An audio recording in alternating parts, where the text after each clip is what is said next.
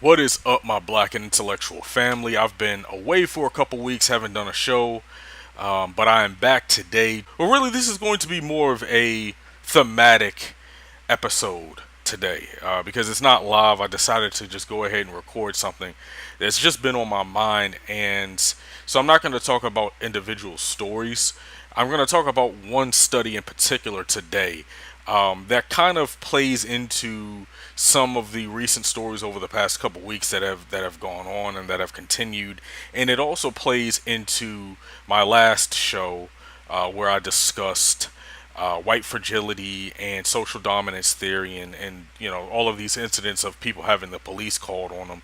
There was a recent incident that I'm not going to talk about today where I saw something very similar to some of the like the Starbucks incidents and things like that. So this is something that's been continuing, and even though like a lot of the stories don't get reported, and all of these stories don't go viral, like the Starbucks story and similar stories like the one at Yale as well. It's still something that's going on, and it's going on a more than likely a daily basis. So that's when I realized this is something that we need to talk about consistently because, honestly, let me get to the actual study that I mentioned because I came across a story, a story was on my timeline a few days ago, and I went ahead and saved it and liked it and things like that because I knew I was going to go back to it. And before I really get started, the title of today's show is Democracy. What is it good for? And there are some questions I want you guys to think about over the course of this show. I won't be answering them directly, but keep them in mind because they play a role in the discussion that I want to have today. All right? So here are the questions. Just ask yourself this: how valuable is democracy when it is used to usher in authoritarianism? Okay, it's something to think about. Can you have a truly equal and fair society when the nation you live in was founded on one group having social dominance and control over all others? Okay, that's a legitimate question to ask. Is the notion of ignoring identity politics just an excuse by white liberals and progressives to maintain social hierarchy without coming off as neutral on white supremacy? Okay? Is identity politics the problem or denial? Is identity politics the problem or is denial the problem? Denial of racism. Does being colorblind make you less racist or more in denial about modern day racism in America? You have a lot of these colorblind people walking around talking about how they don't see race. Do you not, or so are you trying to say because you don't quote unquote see race, is that somehow supposed to make you less racist, or are you just in denial about modern day racism in America and you just don't want to talk about it? And then last question: as there is a clear trend towards fascism in America going on right now, who are the voices on the left speaking out against it and all of the elements that allow it to grow, and who gives political cover to the worst ideologies in the name of free speech absolutism? Let me repeat that. Who are the voices speaking out against all of these things, and like for instance fascism, the trend towards fascism, and all of the elements that allow it to grow? Okay, who does that, and who gives political cover to the worst ideologies in the name of free speech absolutism? And can those people really be trusted as allies when they can't equate their absolutist support for far right rhetoric with the clear violence that said rhetoric perpetuates on non white people? All right? Like I said, I won't be answering those questions directly, but as I was sort of getting my notes together for today's show in terms of how I was gonna go about recording today's show, these are some of the questions that came up in my mind that I just want you to think about. Now,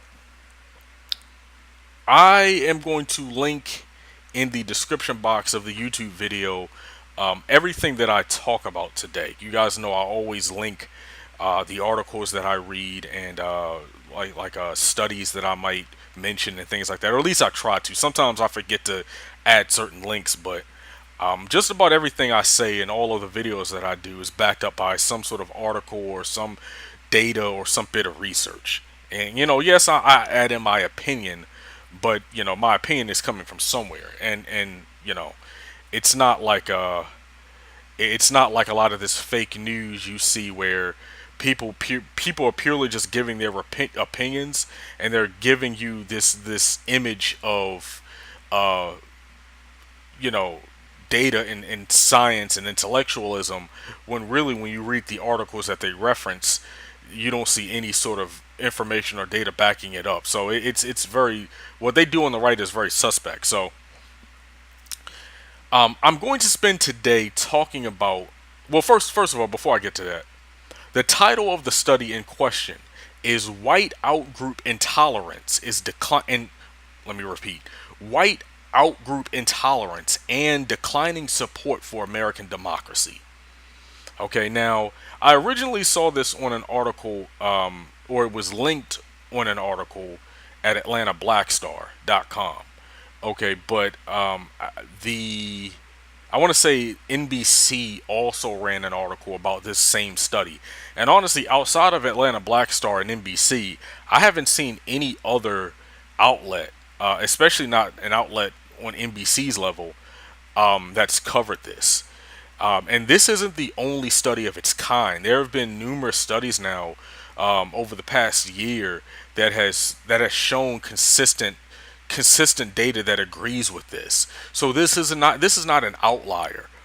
Okay, but I'm good. Like I said, I'm going to link in the description box the actual link to the article itself, so that you can go to the study and you can actually read the study. The study itself is about 21 pages long.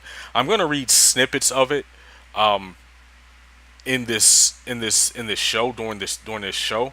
I'm going to read some snippets, but I'm not going to read the whole thing. Obviously, I'm not going to sit here and read the entire study. But if you want to read the entire study, and I actually advise that you do, you will be able to, from the links that I provide. Now, I'm going to spend today talking about this because as a society, we have to address the very real results that this study and others like it are exposing about just how divisive and volatile American society has become. Okay, of course, we see it in these mass shootings that have become a norm, unfortunately, but we're missing something else that's happening that is arguably much worse and could have very negative impacts on America, for a long time and long term. Okay, and that's the thing about Trump. Like, a lot of people think it's, we just have to survive Trump's first term and just get him out of office. Nixon was a one-term president, and he created the drug war, and we're still dealing with that over 50 years later. Now, I know, future presidents like Reagan and Clinton doubled down on it and made it worse, but that kind of proves my point, though. Like, you can have a terrible president, like Nixon or like Trump, that who introduces a policy that nobody, you might think in the moment, okay, there's no way anybody's going to take this seriously. I don't know how many people took the drug war seriously when Nixon proposed it. And Nixon was, especially when he was leaving office, he was not a popular person. But, it only took, a few presidents later for that bad idea that Nixon created to become something completely destructive and completely predatory to black people in this country. So don't think that we can just survive Trump and every bit of damage he and Jeff Sessions and everybody else in that White House are doing. As long as we survive them, then everything is going to be okay. Like, no, elections matter, and who you support or don't support, for the lack thereof, that matters as well. So America prides itself as a representative democracy that abides by a constitution, and we believe in equality for all people. That's sort of the mythos, right? To some, that's what the flag represents. To others, it means something else. But the truth is, though, that's always been a lie. Okay, the notion that Americans actually believe in equality for all and justice for all, that's always been a lie. Okay, I mean, American history has proven that to be a lie, but the assumption that people make is that, oh no, well, we're progressed, in the modern era, we're better than people, 50, 100 years ago, and that's increasingly being proven to be not true. Okay, there are still many Americans, as the study that I'm about to read to you, there are still many, many Americans in this country who are deeply antagonistic of equality and justice, and even democracy, if that means, you know, maintaining a certain status quo. And maybe that's my interpretation of the study. The study kind of says that, but I'm gonna just read it to you though. And historically, the rights of all people have not been protected, and most of white America has been traditionally been okay with this. Okay, that's true for the overwhelming majority of American history. And a new study, the study that I'm about to read, has recently backed up that opinion that I have, and on top of the other studies like it that I mentioned earlier, I mentioned a few minutes ago. So let me read the abstract to you. Okay. This is the abstract, if I can find it. Okay, so just listen to this. Social intolerance embodies an unwillingness to associate or fraternize with individuals whose cultural, racial, or religious ideas or ways differ from one's own group. Okay, so the last show, and this is now me talking, this is not the abstract. Last week I talked about social dominance theory, and I talked about what social dominance theory was. I briefly mentioned group position theory as well, which is another aspect of social psychology. And this study like plays into that so well. Okay, because they're gonna break down social intolerance, and they're also gonna bring in free speech. But I don't want to. But I'm just gonna continue because I don't want to drag this on too long. So continuing with the abstract, it says such prejudice is a particularly thorny problem in the context of democracy, which is predicated upon extending representational access to all citizens, irrespective of race or creed. Okay? To what extent, then, does this social intolerance affect individual support for democratic institutions? This is very important because there's this assumption that people make, and I see people on the left making this assumption a lot, that people can be intolerant and people can be racist essentially, but their belief in democracy and their belief in equality is never really factored in. Like it's like, okay, they're racist, but it's like you get people who start making excuses for very problematic rhetoric, and they're making excuses for problematic rhetoric, ignoring the fact that the people that they are defending are actual legitimate threats to democratic institutions. It's so in your appeal to you know Nazis having platforms, you are indirectly propping up a long-term disintegration of democracy, and I don't think a lot of people even realize that they're doing that. But continuing using World Value Survey data from 1995 to 2011, we find that intolerance towards cultural, ethnic, or racial others reduces the value that white Americans assign to democracy. Let me repeat that.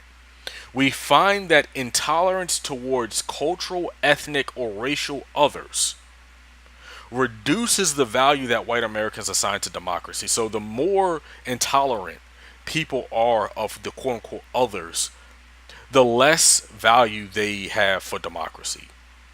Perhaps more troubling, these attitudes also increase white individuals' openness to undemocratic alternatives. So it's not just that they view democracy less favorably, okay, but they are more open to undemocratic alternatives like fascism, okay, like authoritarianism, like military rule. Okay, white Americans who exhibit social intolerance are more likely to dismiss the value of separation of powers and to support army rule. We close with a discussion of how our analysis inform American politics in the age of Trump and how political scientists can better understand the connection between social intolerance and anti-democratic orientations. Okay, so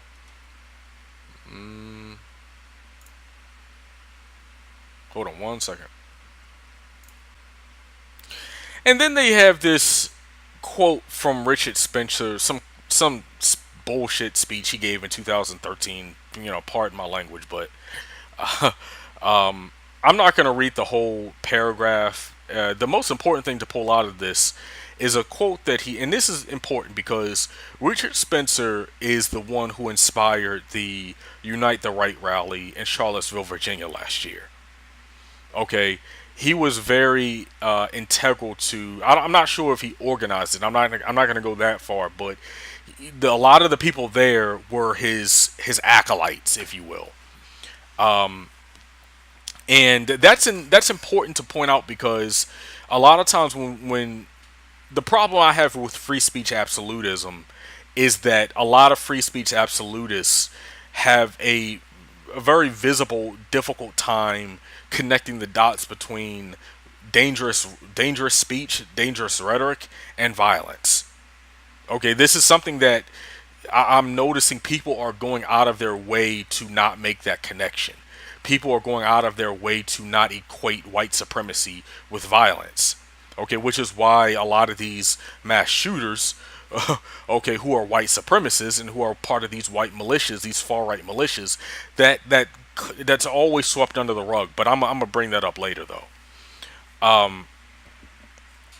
So yeah, so here's the quote. He said, "We must give up the false dreams of equality and democracy, not so that we can quote wake up to reality. Reality is boring." And then he goes on to say some other stuff about needing to have a white ethno state. And in the article, or not the article, in the study, they come to the conclusion that this need for a white ethno state is directly opposed to democracy in America. The only way you can have a white ethno state, a white ethno state. I was about to say ethno snake, uh, and that might not be that far off. But the only way you actually have that is by taking away the democratic rights, the civil rights, and the human rights of all non-white people in America. Okay, unless you're going to talk about doing something like they tried to do in Utah or one of those Midwest states where the state was literally founded. What state was that? The state was I want to say it was Utah. It was literally founded as a white ethno state, a long time ago. So, yeah. So the man who inspired the Unite the Right rally, a lot of the people a lot of free speech absolutists don't have a problem giving platforms to, and who say that, oh no, we need to actually give these people a platform. We need to actually give these people a space to air their very dangerous views. They are directly opposed to democracy itself. So the very people who are being defended are people who, if they have their way, will actually destroy and subvert free speech itself. Very interesting paradox there. But yeah, so here's part of the introduction from the study. And what I'm reading are highlighted passages from the study itself. I'm not reading the study word by word. That would just take too much time. And then there's a lot of stuff that's important, but I have to be kind of selective with what I'm going to read, just for purposes of time. I can't read every paragraph in a 21-page research paper. So it's one of the things that stuck out to me is this passage that says, "A recent and growing scholarly literature raises questions regarding the depths of citizen support for democracy." A recent and growing scholarly literature. So this is something that scholars, researchers are seeing more. I'm sorry, more and more. Like I said, there was, matter of fact, let me, now that while it's on my mind, let me bring it up now. Okay, there was a Washington Post article from March of this year. The title of the article says a new study finds increase in support for democracy, but weaker support among the politically disengaged and conservatives. That and conservatives part is very important because most of the people who you will find who are not supporting democracy and democratic ideals tend to be conservative. Okay. So that was March of this year, and then there was another study. This was just me doing just like basic Google searches, and I was coming across all of these studies that corroborated this new study that came out. And this is from The Guardian, and this is from February of last year. Okay, and the title of the article is Americans Aren't as Attached to Democracy as You Might Think. A new national survey suggests that we can no longer take for granted that our fellow citizens will stand up for the rule of law and for democracy. Okay, and this is just like very quick research that I did over a few hours. Not even spending a whole lot of time on it. Okay, so it said in this passage, a recent and growing scholarly literature raises questions regarding the depths of citizen support for democracy. Okay, and then it links research that I didn't even mention a second ago. It links, let me see, one, two. It links like three different pieces of research to back that up, and then it says, quote, in particular, a cocktail of social and cultural angst seems to underscore dissatisfaction with the evolving capacity of American democracy to extend representational access to all citizens. Okay, underscore dissatisfaction with the evolving capacity of American democracy to extend representational access to all citizens. Okay, so people are actually becoming agitated that they're realizing that they actually need to do right by other Americans who aren't white, basically. Okay, and then they talk a little bit about Spencer, about how Spencer his claim to fame is that he started going on these tours during the Obama administration after Obama was reelected. And let me say something really quick. When Barack Obama was reelected in 2012, I think when he was elected in 2008, I think a lot of people kind of accepted it because they knew, okay, George W. Bush was a disaster as president. Towards the end of Bush's presidency, even a lot of Republicans didn't like him. His polling numbers were extremely low. So I think a lot of people saw Obama get elected in 2008. They saw that he was a charismatic candidate, preaching hope and change, going up against a very status quo candidate who didn't have nearly the level of energy and charisma that Barack Obama had, and obviously that was John McCain. And I think a lot of people kind of, a lot of the racists probably didn't like, not probably, they didn't like it, but they were kind of like, they were kind of accepting of it. In many ways, in the way that, a lot of people don't like Trump, but, people are just expecting to get him out of office after 4 years. When Barack Obama was reelected in 2012, that's when they really lost their minds. And I'm talking about the right wing. That's when they really lost it. Okay, because, and I've mentioned this before, Barack Obama only got like, I want to say, I don't have the numbers right in front of me, but he got like 39% of the white vote. Okay, he got a very small percentage of the white vote. And I want to say 2012 was the first year in American history where people of color, black, brown, Asian, the whole big tent thing within the Democratic Party. 2012 was the first time a president was elected without a majority of white support. I would have to double check Clinton's numbers. I want to say I read that in an article somewhere. I would have to double check Clinton's numbers, but yeah, I would, because I've seen that repeated several times before. But even so, even if the numbers there aren't totally true, because I haven't double checked it, that's based on research that I did in the past. That regardless, like the fact that he got 39% of the white vote, and he still beat Mitt Romney pretty healthy by a pretty healthy margin. Okay, that's when you saw a lot of the Republicans, and it not even I'm not even just talking about rank and file Republicans, like just people who don't have power. I'm talking about powerful Republicans. This is when you began to see them visibly uh, show a lot of disdain for America. And not, well, that's not the right way to put it. They started showing a lot of disdain for democracy. First of all, you can see this in the fact that after 2013, not when Richard Spencer was coming to power, when not coming to power, but when he was rising in his profile, when his profile was getting a lot larger.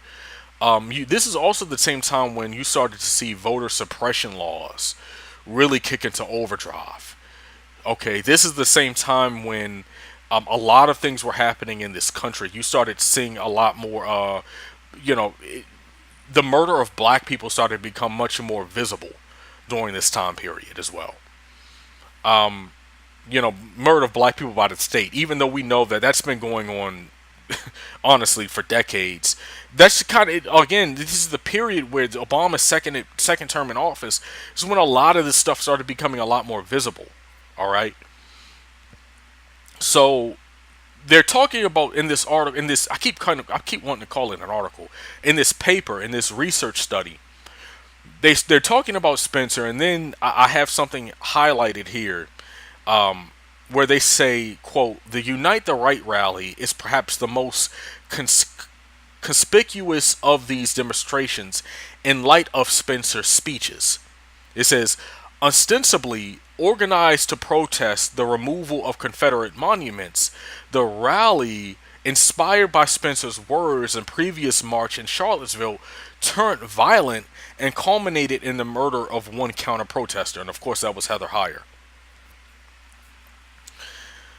And then later on, further down in the paper, it says, we do contend that what is happening in these demonstrations is more than base prejudice, and that Spencer's own words speak volumes. Okay, this is a reputable research paper where they are saying that where they're acknowledging Richard Spencer and people like him are actually inspiring these extremists.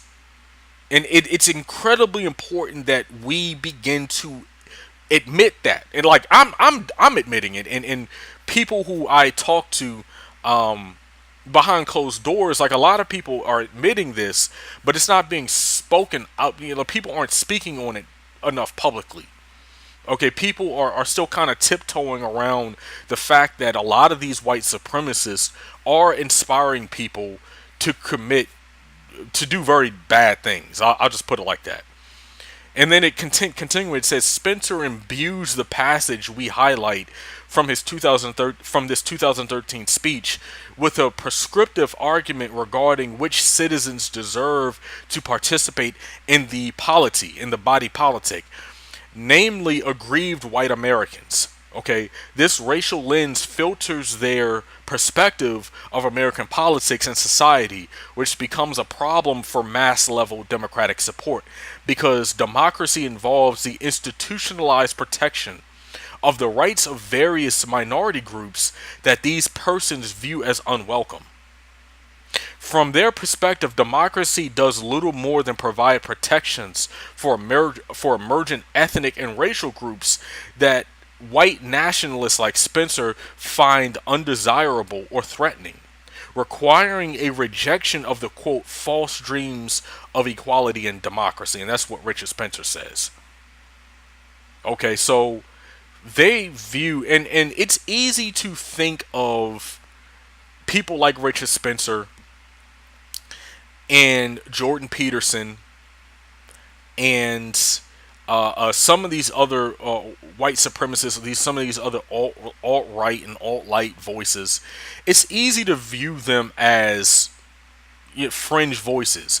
Okay, but the election of Trump shows you that these fringe voices have mass appeal. among mostly white Americans. So the days of us just being able to stick our head in the sand and just say, oh well, just let them have their, just let them do their little speeches that only 300 people are going to show up to at these college campuses. Stop protesting them. They have their free speech rights, yada yada yada. And if you guys just ignore them, they're going to go away. No, like these guys are getting millions of views on YouTube. These guys have massive followings. We need to stop. And when I say we, I'm talking about other people on the left. I'm not talking about myself. I mean, I'm already past this point. That's why I'm talking about this study. Okay, but there are some people on the left who aren't as far along. Okay, and don't have, or do have blinders on to what I'm talking about today and what I'm discussing today. Okay, so this is a problem. Further down it says social intolerance of immigrants, those who speak a different language and those from a different race, leads to increased support for strongman rule in the United States, potential rule of US government by the army, and decreases support for even having a democracy in the United States. So social intolerance of immigrants leads to, in other things as well, other sort of racist nativist positions, leads to increased support for strongman rule and decreases the support for democracy. So when you look at the amount of support that Trump supporters are still giving to Donald Trump, and people are wondering, like, why is this happening? Okay, think about social dominance. What I discussed, 2 weeks ago. Think about how this is no longer just about politics, which is why I'm actually bringing up social psychology a lot, because I've actually realized this is not just about politics anymore. This is not just about policy. A lot of people say, well, we don't want to talk about identity politics. Understand, just as much as you want to ignore the quote unquote identity politics that people talk about on the left, you have an even bigger threat of identity politics, weaponized identity politics on the right. Okay, that is very heavily funded, that is not going away. Okay, and simply saying that, oh, I'm only going to talk about the policy, I'm not going to talk about the identity, you're completely ignoring everything this study and other studies like it are showing is actually happening in this country. Okay, and I just can't realistically do that. Like, I can't put my head in the sand like that, the way, a lot of some of these other people with very large platforms on the left, the way they kind of are playing this game here. So, the support for Trump is going beyond politics. This is about how a large number of Trump supporters want a strong man. Like, they actually support a strong man. You look at the vitriolic reaction to the kneeling protests. Okay, the protest going on in the NFL, initiated by Colin Kaepernick to shed light on what's happening to black people in America in terms of state violence. Look at how vitriolic the response to that has been. Okay, and then you look at the number of conservatives, the number of right-wingers in this country who actually are increasingly supporting military rule. Okay, this is not, we're not talking about 10% of the population here. We're talking about a very large percentage of the population that is trending in this direction. And we cannot keep ignoring it. Continuing, it says, we then unpack how education and white outgroup intolerance interact. We find that increased education, check this out, we find that increased education, generally one of the most robust correlates of both tolerance and support for democracy, actually is no panacea in moderating democratic orientations of these white Americans. Meaning, the effect of the effect of white outgroup intolerance may even be stronger on the better rather than the least educated. And actually, and I'm not probably not going to get around to reading this, but in the conclusion, if you actually read the conclusion in your own time, you'll see that they actually found a correlation between higher education and the lack of support for democracy. Which doesn't that seems to be counterintuitive because people typically tend to equate racism and white supremacy with ignorance, which it is ignorant, but people tend to equate that with people who lack less education or people who have less education. Okay, as if people who have a lot of education can't be racist. Look at what just happened at Yale. Okay, that the woman at Yale who called the police on the black Yale student, she has like multiple degrees. I want to say, what was she? Wasn't she working on her PhD? I think she was working on her PhD. Okay, the woman at who called the police on the people who were barbecuing, she has a couple. She has like a degree or some sort of uh she's employed, and she has I want to say she has a pretty good job if I remember correctly. I can't remember exactly what her job was, but I remember it wasn't like flipping burgers somewhere. You know, she has a pretty established job. You know, which shows that she has probably has at least a bachelor's degree, if not more. You look at how many of these college Republicans, okay, how open they are to the alt right. Why do you think why do you think these white supremacists like David Duke and Richard Spencer, why do you think these people are targeting college campuses as strongly as they are? Because they know that despite what you might think about racist people being uneducated, there are a lot of educated racists. The most dangerous racists are the educated ones because they know how to hide in plain sight. They know that they can't wear their extremist views on their sleeves, so they hide it. They aren't outward with it. And they slide into these organizations, they slide into these companies, they slide into these positions, and you wonder why, certain things happen. And you wonder why, well, you guys get what I'm saying. You guys get where I'm going with that. So let me just continue. Let's see. On page three, On page 3 of the study, it says American citizens have not historically exhibited the sort of lofty normative commitments to things like equality and intolerance that we might expect from one of the richest and longest running continuous electoral democracies in the world. And this is true. Historically, this country has not really ever been that democratic. Historically, like, America has always been totalitarian to people of color, to black people, and fascist to black people. So should we even be surprised that a large number of white Americans still hold these fascist views towards black people and towards brown people?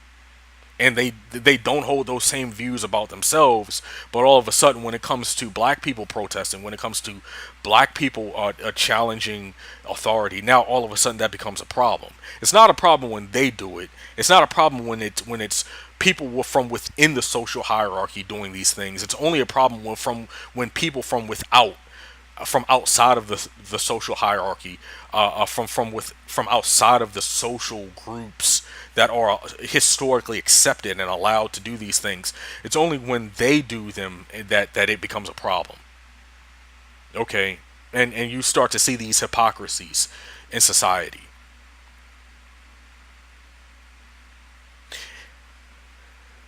It says most citizens were willing to apply double standards that afforded one set of rights to popular groups while denying rights to more extreme or less popular groups.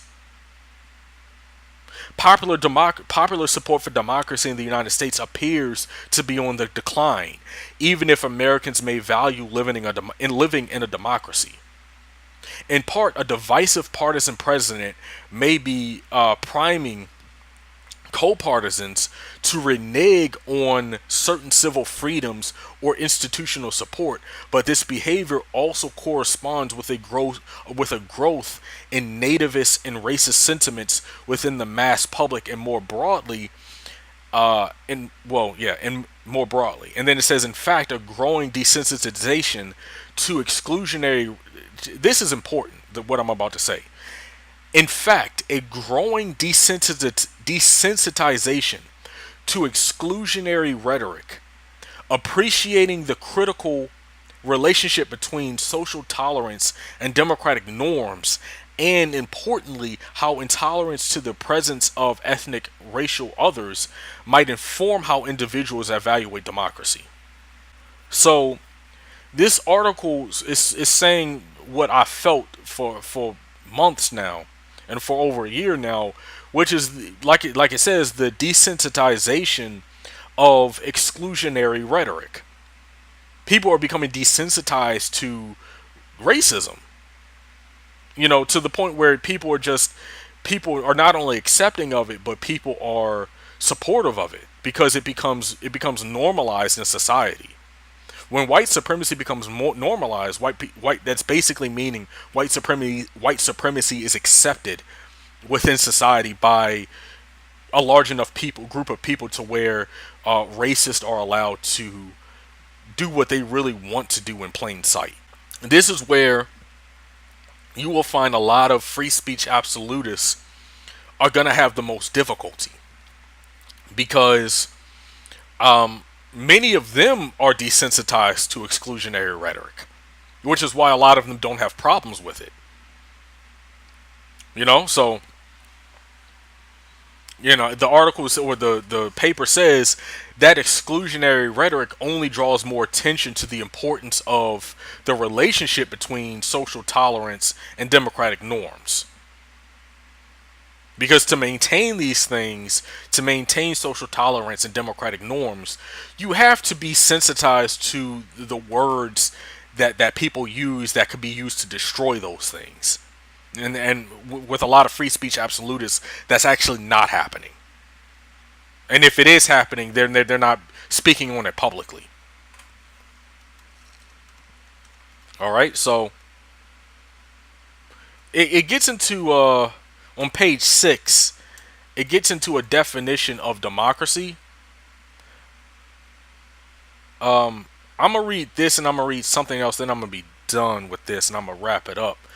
It says democracy is a fluid concept with myriad conceptual definitions, but a core feature of democracy involves the institutionalization of legal protections by the majority for the minority that allows the minority the opportunity of accessing a system still otherwise characterized by some form of majoritarian decision making. So basically, a major aspect of democracy, and this is not emphasized enough. Okay, this is not emphasized enough. A major component of democracy is based on how well the institutions protect the minority, actually, not the majority. Because the idea is that it's the minority that most needs the voice because they're a minority. They're not as represented. And so because they're a minority, they can be more easily oppressed. It becomes an oppression of the majority, or an oppression by the majority. Okay, so a democracy can oftentimes be judged, or how strong a democracy is, can oftentimes be judged by how well protected ethnic, religious, racial, sexual, etc., minorities actually are within that society. Even though the people in the majority, for the most part, are still making the decisions. So it's a give and take. It's people within the majority who have most of the power, most of the resources, most of the capital. It's them giving certain privileges that everybody has, but the whole point is people within the minority can use that access to actually be protected and actually have equality and justice and everything that America is supposed to stand for. That it actually, in many ways, it actually doesn't. And then it says, continuing, the rationale for these protections may differ. The majority may offer these protections for the minority because, it's the right thing to do. And then they may also anticipate a power transition. See, this is important. They may anticipate a power transition in which the majority, in the context of political parties at least, may become the minority in the next electoral contest.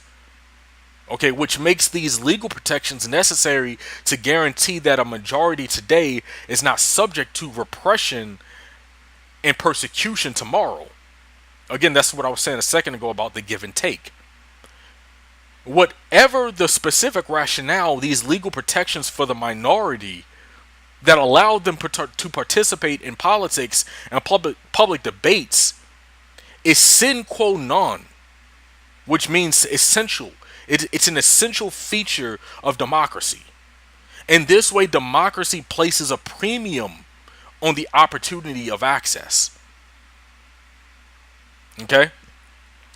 So it goes back to the theme and the title of today's show, which is democracy. What is it good for? I just answered that question. What is it really good for? But most importantly, how much do we really devalue democracy in America anymore? That is a question that desperately needs to be asked right now. And people are terrified of answering this question or even throwing that question out there because people kind of just want to assume that everybody's on the same page, even though there's data to show otherwise. There's data, there's research to show something that the thing that people are assuming is the case is actually not the case at all. So I just want to read this one paragraph from the conclusion on page 13. Like I said, definitely read the article. There's a lot that I just left out, that with like pieces of information that I just left out because this is going on for a while now. So it says, our primary concern in this analysis is the effect of white outgroup intolerance, which we operationalize as whether a white American in the data that we had provided does not want members of a different race, immigrant or foreign workers, and those who speak different languages as neighbors. So that's what they were looking at. A respondent that lists one or more of these groups as unwelcome potential neighbors is much more likely to support a strong leader who is unencumbered by legislative checks and balances, is much more open to rule of government by the army, and is much more likely to outright oppose having democracy in the United States.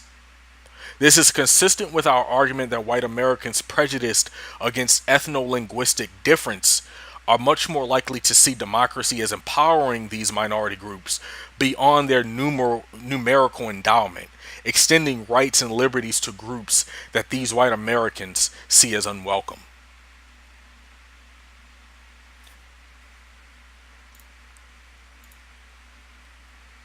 Now, I know, and that's basically the study. So now I know that some people are thinking, who might be in denial right now, oh well, Richard Spencer, he's on the extreme and people like him never get large support. There are so many different ways that can be proven wrong, as I mentioned earlier.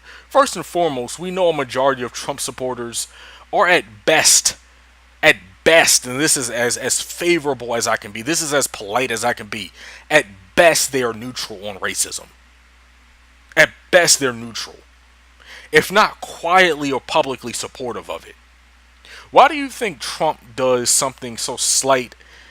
Why do you think Trump does something to slight some sort of non-white ethnic group in America every time his poll numbers are low? He's done this several times. Whenever his poll numbers are low, he does something racist and his poll numbers spike. They go up. This is something he's doing intentionally.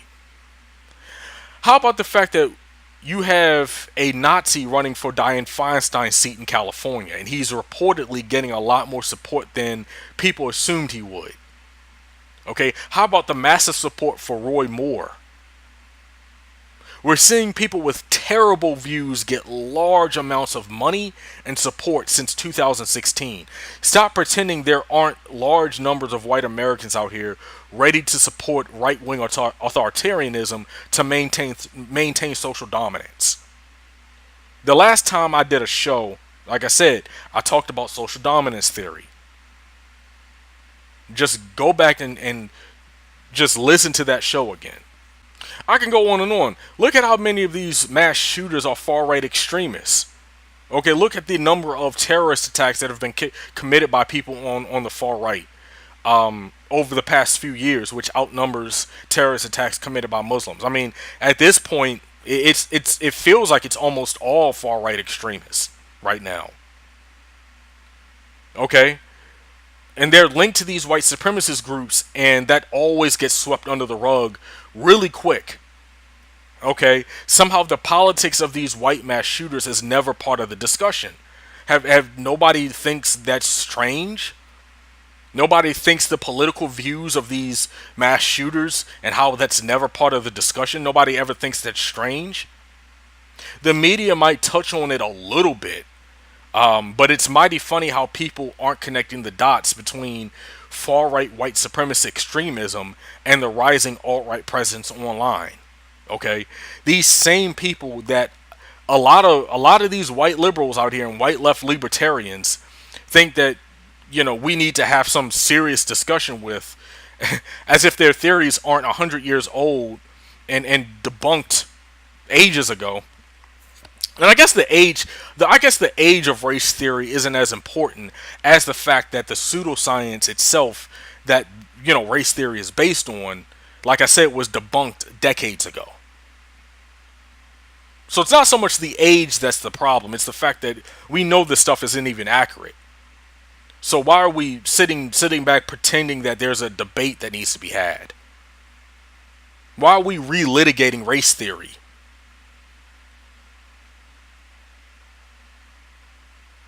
I'm telling you, I don't know where this country is headed, but the right direction it is not.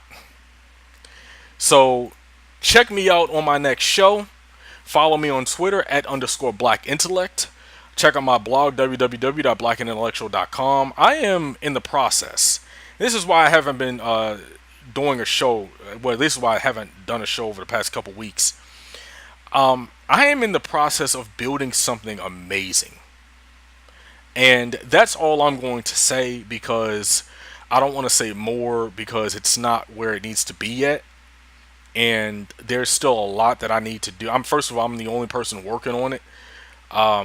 And I'm doing it in my free time. So I don't really want to go into too much detail about what it is. If you've been following me, if you really are, if you really are part of the Black and Intellectual family, you might have seen me talk about it in the past in some previous videos, but that's the most I'm going to say about it. But once it is done, okay, I am trying to build something that's going to be actually truly disruptive. The name that I go, I say my name on Twitter is at _blackintellect, but my screen name, if you will, is disruptive blackness. And that disruptive part is very intentional, because that's really where we need to be right now as a people. We need to be thinking about ways we can disrupt the status quo. Okay, not align with it, not not play footsies with it. We need radical solutions. Okay, and I have a damn good one. Okay, but as as I'm closer to actually completing it, I will actually start marketing it, much more seriously. But I just want to say that that's where I've been the past couple weeks. sometimes I don't always. Most of the time that I have, most of the free time I have is on the weekends now. So a lot of times the work that I don't get done during the weekday because I'm working, I actually do it on the weekends. So it just becomes a time issue. But I'm definitely going to keep making videos and keep writing articles on my blog. So definitely be on the lookout for future content.